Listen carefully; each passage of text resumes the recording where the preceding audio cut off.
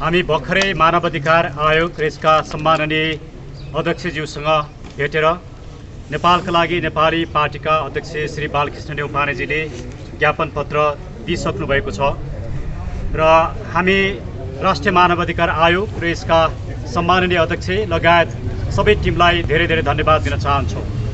र सबैभन्दा महत्त्वपूर्ण विषय त मानवाधिकार राष्ट्रिय मानवाधिकार आयोगका अध्यक्षज्यूले गृह मन्त्रालयमा पेश गरिएको प्रतिवेदन हामीले मगाएका छौँ। हामी त्यसको अध्ययन गर्छौँ र नागरिकहरूको जीवन रक्षाका लागि राष्ट्रिय मानवाधिकार आयोगले काम गर्छ भन्ने जुन हामीलाई विश्वास दिलाउनु भयो त्यसको लागि पनि म धन्यवाद दिन चाहन्छु। त्यसरी नै हामीले राष्ट्रिय मानवाधिकार आयोगलाई बुझाएको ज्ञापन पत्रमा अहिले सरकारको जुन प्रतिवेदन आएको छ, जुन छानबिन आएको छ, त्यसमा केही विरोधाभासहरू देखिएका छन् भन्ने कुरा सार्वजनिक भएका छन्, मिडियामा आएका छन्। एकातिर भारतीय सीमा बल एसएसबीकै कारणले हत्या भएको भन्ने एक किसिमको अभिव्यक्ति त्यहाँ देखिन्छ भने अर्कोतिर भारतीय सीमा क्षेत्रमा घटना घटेकोले हामीले त्यहाँ गएर प्रमाण सङ्कलन गर्न सकेनौँ भन्ने कुरा पनि देखिन्छ। अब त्यो प्रतिवेदन सार्वजनिक नभएसम्म त्यो प्रतिवेदनमा के लेखिएको छ, त्यसले यो घटनालाई कसरी विश्लेषण गरेको छ, अन्तर्राष्ट्रिय कानुनको उल्लङ्घन भएको कुरालाई कसरी त्यसले व्याख्या गरेको छ, जयसिंह धामीलाई न्याय दिलाउन के कस्तो उपचार खोजिन्छ र सरकारको दृष्टिकोण के हो भन्ने विषयमा हामी सम्पूर्ण नागरिकहरू अनभिज्ञ छौँ। जयसिंह धामीको मृत्यु एकजना नेपाली नागरिकमाथि गरिएको अपमान, मृत्यु र हत्या मात्रै होइन, यो सिङ्गो नेपाल र नेपालीहरूमाथि नै गरिएको अपमान र आपराधिक क्रियाकलाप हो। मलाई लाग्छ भारतीय सरकारको निर्देशनमा यो काम भएको होइन। अन्तर्राष्ट्रिय कानुनको जुन रूपमा नाङ्गो रूपमा उल्लङ्घन भएको छ यो भारतीय सरकारलाई पनि चित्त बुझ्छ जस्तो मलाई लाग्दैन। त्यसैले भारतीय सरकार पनि यो घटनामा दुखी हुनुपर्दछ। मलाई लाग्छ भारतीय सरकारले अन्तर्राष्ट्रिय कानुनको पालना गर्छ।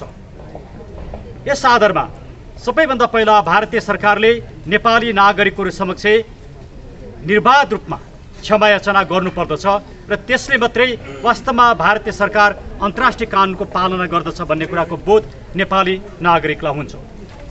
दोस्रो कुरा, जुन एसएसबीका जवान या अधिकारीले यो आपराधिक क्रियाकलाप गरे उनलाई भारतीय कानुनअनुसार मुद्दा चलाउनु पर्दछ या नेपालमा सुपुर्दगी गरेर नेपाल सरकारले मुद्दा चलाउनु पर्दछ र दोषीमाथि कडाभन्दा कडा सजाय गरिनु पर्दछ।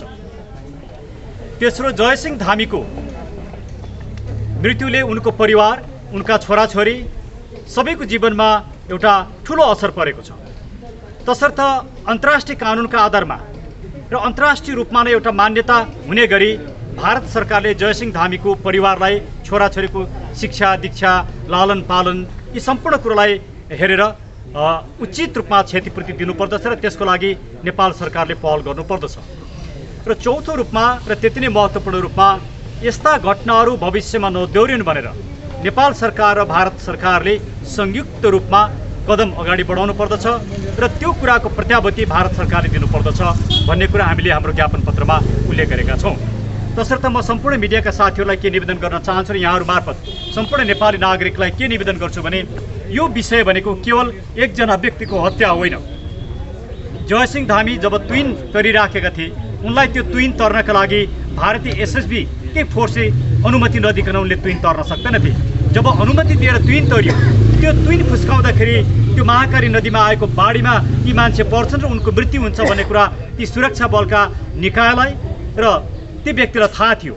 यसरी थाहा हुँदाहुँदै पनि कुनै पनि व्यक्ति तुइनमा तरिराखेको यस्तो एउटा दर्दनाक अवस्थामा ज्यान लिने गरी जसरी तुइन फुस्काइयो, यो काम चाहिँ अन्तर्राष्ट्रिय मानवाधिकारसँग सम्बन्धित कानुनहरू, अन्तर्राष्ट्रिय कानुन र इभन जेनेभा कन्भेन्सनको पनि अगेन्स्टमा छ, संयुक्त राष्ट्रसङ्घका विभिन्न निर्णयहरूको विरुद्धमा छ।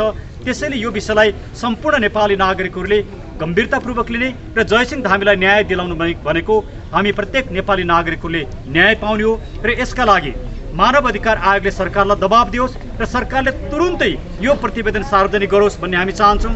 र यदि सरकारले यो प्रतिवेदन सार्वजनिक गरेर जयसिंह धामीलाई न्याय दिलाउन सकेन भने यो सम्पूर्ण नेपाली नागरिकहरूको चासोको विषय हुनुपर्दछ र हामीले यो विषयलाई सशक्ततापूर्वक उठाउनु पर्दछ भन्ने म निवेदन पनि गर्न चाहन्छु। अब डाक्टर साहब, यो जयसिंह धामीको निष्पक्ष छानबिनको लागि तपाईँहरू जसरी आवाज उठाउनु भएको छ, भलै फरक विषयमा केन्द्रित हुँदा एमसीसीको विरोधमा पनि आवाज उठाएको छ। यी दुवै विषयले बालुवाटारसँग सरोकार राख्छ। प्रधानमन्त्रीले गम्भीरतापूर्वक यी दुई विषयमा केन्द्रित हुन नसकेको हो, बालुवाटारलाई तपाईँहरू दबाब दिन नसकेको, अथवा त्यो विषयले मूर्त रूप लिएको होइन? धन्यवाद। अहिलेसम्म एमसीसी पास हुन नसकिराखेको वास्तवमा हाम्रै कारणले हो। हामीले जसरी दबाब दियौँ त्यही कारणले हो। आज नेपाली नागरिकहरूमा एमसीसी प्रतिको जुन एउटा वितृष्णा छ, यसले नेपालको राष्ट्रियतालाई समाप्त पार्छ भन्ने कुरा जसरी नेपाली नागरिकहरूले बुझेका छन्, त्यसमा हाम्रो पनि ठुलो भूमिका छ। त्यही कारणले यदि एमसीसी यो सरकारले पास गर्यो भने आउँदो निर्वाचनमा यो एमसीसी पास गर्ने सरकारले एउटा पनि मत पाउँदैन भन्ने कुरो उहाँहरूले बुझ्नु भएको छ। त्यही डरको कारणले उहाँहरूले पास गर्न नसकेको। तर शेरबहादुर देउबाजी या प्रचण्डजी या माधव नेपालजी, उहाँहरू त एमसीसी यो मुलुकको हितमा छ, पास गर्नुपर्छ भन्ने हिजैदेखि लागिरहनु भएको व्यक्ति हो। खड्गप्रसाद ओलीजीले त टेबलै गर्नुभएको एमसीसी पास गराउनका लागि। खैर, कुनै कारणले उहाँहरूको आन्तरिक द्वन्द्वको कारणले यो पास हुन सकेन। त्यो आन्तरिक द्वन्द्वले एमसीसी पास नहुन सक्नु राम्रो कुरा हो, तर उहाँहरूको नियत चाहिँ एमसीसी पास गराउने छ। त्यसैले हामी छिटै नेपालका लागि नेपाली पार्टी छिटै नै रातमाटेमा गएर यसको विरोध गर्दैछ र रातमाटेका र त्यो वरिपरिका स्थानीय जनसमुदायलाई पनि हामी त्यो कार्यक्रममा उपस्थित हुनका लागि हार्दिक रूपमा अनुरोध गर्दछौँ। त्यसैले एमसीसीको विषय जति महत्त्वपूर्ण छ, जति यो राष्ट्रको लागि घातक छ, जयसिंह धामीको विषय पनि राष्ट्रियता, राष्ट्रको इज्जत र प्रतिष्ठामाथि दिएको चुनौती र नेपाली नागरिकहरूमाथि गरिएको हेपा प्रवृत्तिको एउटा उदाहरण हो। त्यसैले यी दुईटै विषयलाई हामी सहन सक्दैनौँ, कुनै पनि स्वाभिमानी नेपाली नागरिकले सहन सक्दैन। ठ्याक्क प्रधानमन्त्री देउबालाई तपाईँहरू बालुवाटारमा गएर प्रत्यक्ष रूपमा यो विषयको उठान गरिदिनुहोस् न, सम्बोधन गरिदिनुहोस् न देउबाजी भनेर भन्नुहोस् न। हामी त्यो विषयमा सोचिरहेको छौँ। हामी छिटै सरकारमा पनि जानेछौँ र सरकारलाई पनि हामी ज्ञापन पत्र दिनेछौँ। हामीले मानव अधिकार आयोगबाट सुरु गरेका छौँ र आवश्यक परेमा हामी भारतीय राजदूतावासमा गएर पनि ज्ञापन पत्र दिन्छौँ र यो विषयलाई अरू अन्तर्राष्ट्रिय सङ्घ संस्थाहरूमा पनि आवश्यक परेको खण्डमा हामी उठाउँछौँ। पहिला हामी हेरौँ मानव अधिकार आयोग कति अगाडि जाँदो रहेछ, नेपाल सरकारले के गर्दो रहेछ, हामी केही समय हेर्छौँ। त्यस पछाडि यो विषयलाई हामीले जुन रूपमा उठाउनु पर्ने त्यो रूपमा हामी निश्चित रूपमा उठाउँछौँ। आवश्यक पर्यो भने भन्ने शब्द प्रयोग गर्नु हो, अहिले आवश्यक परेको छैन। अहिले आवश्यक कति पर्यो भने सरकारले जिम्मेवारी लिनुपर्छ, सरकारले न्याय दिनुपर्छ, सरकारले दोषीलाई कारवाही गर्नुपर्छ, जयसिंह धामीको परिवारले क्षतिपूर्ति पाउनुपर्छ, आउँदा दिनमा यस्ता घटना घट्नु हुँदैन र भारतले माफी माग्नुपर्छ। यो काम नेपाल सरकारले गरोस् भनेर हामीले भनिसकेका छौँ। यो अहिलेको आवश्यकता हो। तर यो गरेन भने, नेपाल सरकारले गरेन भने हामीले अन्तर्राष्ट्रिय निकायहरूलाई पनि गुहार्नुपर्ने आवश्यकता पर्छ। अहिले हामी कहिलेबाट सुरु हुन्छ? आजै पनि कार्यक्रम भन्ने सुनिएको छ कि होइन? आज ललितपुरको खास गरिकन उसमा लगनखेलमा हाम्रो कोड सभा छ। जयसिंह धामीजीको विषय र एमसीसीका विषयहरूलाई हामी कोड सभामा उठाउँछौँ। नेपालका लागि नेपालले भोलि पनि अर्को कोड सभा गर्दैछ। हामी यही शनिबार हामी रातमाटे जाने कार्यक्रम बनाइराखेका छौँ। निश्चित भइसकेको छैन, तर हामी कार्यक्रम बनाइराखेका छौँ। त्यसैले यी विषयहरूलाई हामी छानबिन समितिका एकजना सदस्यले हिजो भन्नुभएको छ घटना भारतीय सीमा क्षेत्र, भारतीय भूमिमा भएको र त्यहाँ गएर अनुसन्धान गर्ने कुनै पनि अधिकार हामीसँग नभएकोले अनुसन्धानै गर्न सकिएन भनेर भन्नुभएको छ। र यो अनुसन्धान गर्नको लागि निकै ठुलो मात्रामा राज्यको ढुकुटीबाट बजेट खर्च भएको छ। बजेट खर्च हुने परिणाम केही पनि नहुने कारण के रहेछ? राम्रो कुरा। बजेट कति खर्च भयो त्यो त मलाई थाहा छैन, तर यहाँले राखिदिनुभयो ठुलो धनराशि खर्च भएको छ भन्ने कुरा। जुन रूपमा धनराशि खर्च गरिएको छ त्यो रूपको परिणाम आउनुपर्छ। त्योभन्दा पनि एउटा नेपाली निहत्था नेपाली नागरिकको जुन हत्या भएको छ यो ज्यादै ठुलो विषयवस्तु हो। र जुन किसिमको भारतीय भूमिमा गएर हामीले छानबिन गर्न सकेनौँ, तथ्य सङ्कलन गर्न सकेनौँ भन्ने जुन कुरा आइरहेछ, यसले के देखायो भने भारतीय पक्षलाई निर्दोष साबित गर्ने, यो प्रतिवेदन खालि एउटा सार्वजनिक दबावमा मात्रै प्रतिवेदन बनाइएको, यसलाई सार्वजनिक पनि नगर्ने र कार्यान्वयन पनि नगर्ने सरकारको गलत नियत देखिएको छ। त्यही कारणले हामीले के भन्यो भने यो एउटा औपचारिकता पुरा गर्ने, झारो टार्ने किसिमले मात्रै सरकारले काम गरेको कारणले हामी संवेदनशील बनेका छौँ र यसले हामीलाई ज्यादै दुःख पनि पुर्याएको छ। र हामी सम्पूर्ण नेपाली नागरिकहरूलाई जयसिंह धामी म आफै हुँ भन्ने भावनाका साथ यो विषयलाई उठान गरिदिनु पर्ने आवश्यकता छ र त्यसरी उठान गरिदिनुहोस् भनेर अनुरोध पनि गर्छु। यहाँहरू सबैलाई यहाँहरूको सहयोगको लागि धन्यवाद। वेतन बुझाउनु नै पर्ने थिएन भन्ने सोचेको थिएँ, किन सबैलाई थाहा छ, विभिन्न सञ्चार माध्यमहरूबाट आइरहेको छ। तपाईँहरूले पनि देख्नुभएको होला, कसका हातमा आरा पनि थिए, कसका हातमा के पनि थिए, कसरी कुन षड्यन्त्रपूर्वक चाहिँ एकजना नेपालीको ज्यान लिएको भन्ने कुरा सबैलाई थाहा छ। र सिचुएसन यति प्याराडक्सिकल म तपाईँहरूलाई भन्छु, भारतबाट एकजना बिजेपीको नेता आउनुभएको थियो। उहाँलाई प्रधानमन्त्रीज्यूको श्रीमतीले राखी लगाउनु भयो। राखी लगाउने भाइटिका गर्ने भनेर भनेको हाम्रो दाजुभाइको लामो आयुको कामना गर्दै दिदीबहिनीले गर्ने हो। ठिकै छ, चौथाइवालीजीको लामो आयुको कामना गर्नुभयो, त्यसमा हामीलाई आपत्ति छैन। तर एउटा नेपाली भाइ, एउटा निर्दोष नेपाली भाइ अनाहकमा मारिएको छ, त्यसको लागि एक शब्द न उहाँले बोल्नुभयो न उहाँको श्रीमानले बोल्नुभयो। आजसम्म यो देशमा कुनै पनि एउटा जिम्मेवार व्यक्तित्वहरूले चाहिँ जयसिंह धामी किन मरेको भनेर, कसले मारेको, के कारणले, कुन अन्तर्राष्ट्रिय कानुन अनुसार र के अपराधमा भनेर कुनै पनि किसिमको कुनै कूटनीतिक पहल, एउटा फोनमा कुरा गर्ने, उहाँहरू आफ्ना हजारवटा कुराहरू फोनबाट सल्टाउनुहुन्छ, एउटा फोनबाट सोधेको भनेर भन्नेसम्म पनि हामीले खबर नपाउँदाखेरि अब कुन नेपालीले चाहिँ म यो सरकारको अन्तर्गत चाहिँ मेरो जीव ज्यान सुरक्षामा छ भनेर सोच्न सक्छौँ। हामीले यहाँ हत्यामाथि हत्या, यहाँ लहरमा हत्या हुन थालिसकेपछि अब हामीले मानव अधिकारका जुन 16वटा आर्टिकल छन् तिनीहरूको त कुरै नगरौँ। ज्यानकै नै एउटा जेनेभा कन्भेन्सनको नियम अनुसारले पनि एउटा युद्धबन्दीलाई पनि नगर्ने अपराध गरिएकोमा यसमाथि तुरुन्त यो सरकारले एउटा कर्मकाण्डी आयोग बनायो। त्यो आयोगको प्रतिवेदन कहिले आउँछ, सार्वजनिक हुन्छ कि हुँदैन त्यो पनि थाहा छैन।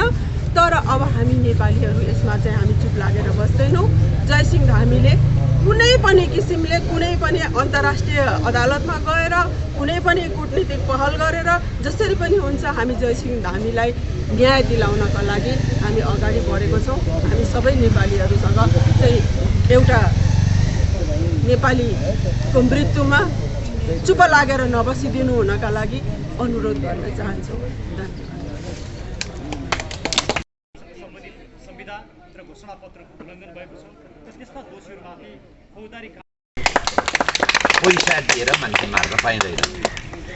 अपराध गर्ने मान्छेलाई कानुन बमोजिम सजाय हुनुपर्छ। नेपाल र भारतको 1950को सन्धिले खुला सिमाना छ। हाम्रा नागरिक भारतमा जान पाउँछन्, भारतका नागरिक नेपालमा आउन पाउँछन्। नेपालको नागरिक तुइनबाट भारतमा जाँदा सुरक्षाकर्मीले त्यो तुइन काटेर त्यो चाहिँ तपाईँलाई खोलामा बगाइदिनु भनेको, मार्नु भनेको 1950को सन्धिको पनि विपरीत हो। त्यसो हो भने अब नेपाल सरकारले के डिक्लियर गरोस् भने नेपाल र भारतका बिचमा 1950को सन्धि भारतीय सुरक्षा निकायका काम कारबाहीले यो अब समाप्त भइसक्यो। भारत पक्षबाट यो सन्धिलाई समाप्त गरिसक्यो। त्यसैले हामी के भन्छौँ भने यो अन्तर्राष्ट्रिय अपराध हो। हाम्रा अपराधी पनि भारतबाट हाम्रा सुरक्षा निकायले ल्याएको छ। केही 10-8 वर्ष अगाडि बानेश्वरको सिडिओ टोलमा भारतका सुरक्षा निकाय आएर यहाँ मान्छे पक्रेर लगेको घटना पनि छ। त्यसै गरी यो जुन जयसिंह धामीलाई जुन भारतीय सुरक्षा निकायले तुइन काटेर मारे, त्यो सायद त्यहाँ लोकेट भएको हुनुपर्छ, तिनको परिचय खुलेको हुनुपर्छ, त्यसरी नै ल्याउन सक्छ। ती मान्छेलाई त्यसरी भारत सरकारले दिँदैन भने इन्टरपोल छ। एक देशका अपराधी अर्को देशमा गएर लुक्छन् भने त्यो इन्टरपोल मार्फत पनि के गर्न ल्याउँछ भने अपराधीलाई अपराध गरेको ठाउँमा ल्याउन पाइन्छ। तर हाम्रो सरकार यो भारतको कम्फर्टेबल सरकार भएको कारणले यसको समस्या कहाँ छ भने दिल्ली सम्झौता 12 मुद्दे दिल्ली सम्झौता गरेपछि नेपालमा एउटा के सिद्धान्त स्थापन भयो भने मान्छे मारेपछि पैसा दिएपछि त्यसको क्षम्य हुन्छ। त्यही फर्मुला अन्तर्गत जुन सरकारले यो सबभन्दा ठुलो गलत गरेको छ। अन्तर्राष्ट्रिय न्यायालयमा लान सकिन्छ, अन्तर्राष्ट्रिय मानव अधिकारका संस्थामा लान सकिन्छ। अहिले सरकार तेल हालेर बसेका छ। हाम्रा प्रमुख प्रतिपक्ष दल पनि बोल्दैनन्, अरू दल पनि बोल्दैनन्। यसको अर्थ के हो भने यी 12 मुद्दे दिल्ली सम्झौताले हाम्रो स्वाभिमानीहरूले भारतमा लगेर बुझाइसकेको हुनाले यो व्यवस्था, यो संविधान, यी पार्टी अब यो देशले सञ्चालन गर्न सक्दैन। यी नेताले यिनीहरूलाई राख्नु भनेको नेपाली जनताको चाहिँ जीव ज्यानको सुरक्षा गर्न यिनीहरूले नसकेको हुनाले नेपालका लागि नेपाली प्रष्ट छ। 12 बुँदे दिल्ली सम्झौतादेखिका संविधान, नेता, पार्टी, व्यवस्था अब नेपाली जनताले सडकबाट हाँक्नुपर्छ। त्यसका लागि हामी आन्दोलनको कार्यक्रम दिन सक्छौँ। त्यसमा सम्पूर्ण नेपाली जनताले सहयोग गरिदिनलाई म हार्दिक अनुरोध गर्छु। बाँकी ठ्याक्क सर प्रतिवेदनमा तुन काटेको या नकाटेको भनेर एसएसबीले काटेको या नकाटेको भनेर उल्लेख गरिएको छैन, यसले के सँग होइन। उसले पत्रिकामा आउँदाखेरि त्यहाँ किला उखेलियो भन्ने छ। अब हामीहरूले आज मानव अधिकार आयोगमा त्यो सार्वजनिक गर्नुपर्छ, मानव अधिकार आयोगले यो सार्वजनिक गरोस् भन्ने पनि माग राख्यौँ। अब बाँकी कुरो डाक्टर सुरेन्द्र भण्डारीले म यसमा नेपालका लागि नेपाली पार्टीका वरिष्ठ उपाध्यक्ष डाक्टर कान्तालाई म केही कुरा राखिदिन म हार्दिक अनुरोध गर्छु। त्यस पछाडि म केही कुरा राख्छु।